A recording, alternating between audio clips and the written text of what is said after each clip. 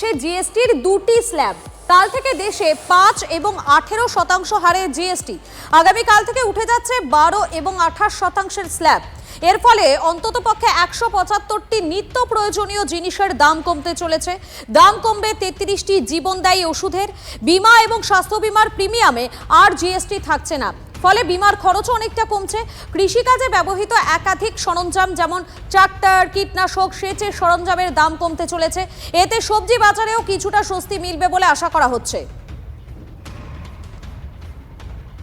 আগামীকাল সূর্যোদয়ের সঙ্গে সঙ্গেই দেশে নতুন হারে জিএসটি। আগামীকাল দেশে জিএসটি সংস্কার উৎসব। আর 4টি স্ল্যাব নয়, এবার থেকে জিএসটির শুধুমাত্র 2টি স্ল্যাব, 5 এবং 18%। আরও একবার স্বদেশি পণ্য ক্রয় বিক্রয়ে জোর দেওয়ার সময় এসেছে। কেন্দ্র রাজ্য একসঙ্গে চললে আত্মনির্ভর ভারতের স্বপ্ন পূরণ হবে, জাতির উদ্দেশ্যে ভাষণে বললেন প্রধানমন্ত্রী নরেন্দ্র মোদী। जीएसटी कम होने से अब देश के नागरिकों के लिए अपने सपने पूरे करना और आसान होगा।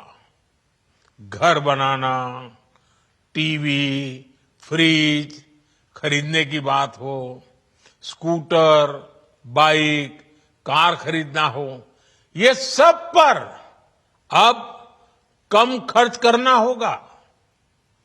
आपके